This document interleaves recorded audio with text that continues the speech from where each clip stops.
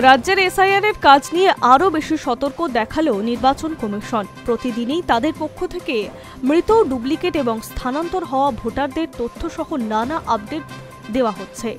এবার এই সংক্রান্ত ব্যাপারে বিএলও সুপারভাইজার, বিএলও এবং বিএলএদের জন্য গুরুত্বপূর্ণ নির্দেশ দিল কমিশন। তাদের জন্য ঘোষণাপত্রের ব্যবস্থাও করা হয়েছে, যেখানে নিজেদের দায়িত্বে সই করতে হবে। বিএলও সুপারভাইজার, বিএলও এবং বিএলএদের জন্য মৃত ভোটার, ডুপ্লিকেট ভোটার, স্থানান্তর হওয়া ভোটার এবং অনুপস্থিত ভোটারদের জন্য আলাদা ঘোষণাপত্র ব্যবস্থা করেছে কমিশন। সেখানে এসব ভোটারদের তথ্য দিয়ে নিজের সংশ্লিষ্ট জায়গায় সই করতে হবে। বিএলও সুপারভাইজার, বিএলও এবং বিএলএদের এবং তা করতে হবে নিজেদের দায়িত্বে। কোথাও কোনো ভুল হলে তার দায় তাঁদের ওপরেই বর্তাবে, সেটা আগে থেকে স্পষ্ট করে দিয়েছে কমিশন। সিইওর দফতরের তথ্য বলছে, বুধবার বিকেলের মধ্যে ৯৮%-এরও বেশি ফর্ম ডিজিটাইজ হয়ে গেছে। রাজ্যে এখনো পর্যন্ত মৃত ভোটারের সংখ্যা ২৩ লক্ষ পেরিয়েছে। অনুপস্থিত বা খুঁজে পাওয়া যায়নি এমন ভোটারের সংখ্যা ৮ লক্ষ পেরিয়েছে।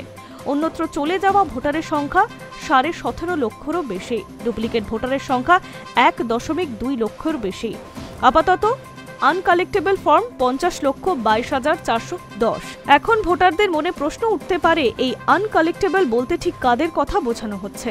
কমিশন আগেই জানিয়েছে, যারা মৃত, পাওয়া যায়নি বা অনুপস্থিত, পার্মানেন্টলি শিফটেড অর্থাৎ যারা স্থায়ীভাবে সরে গিয়েছে, আগেই এনরোল করা ছিল বা নাম ছিল এবং অন্যদের মিলিয়ে এই আনকালেক্টেবল।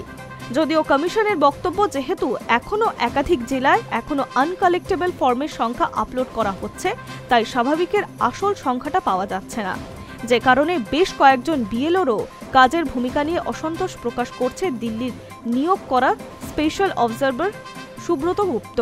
অন্যদিকে প্রোজেনিং ম্যাপ নিয়েও কড়া মনোভাব নিয়েছে তারা।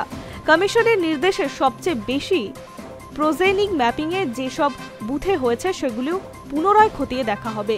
যেসব বুথে সবচেয়ে বেশি অনলাইন ফর্ম জমা দেওয়া হয়েছে সেগুলিকে স্ক্রুটিনির আওতায় আনতে হবে। বুধবারই এই সংক্রান্ত তথ্য পেয়েছে নির্বাচন কমিশন।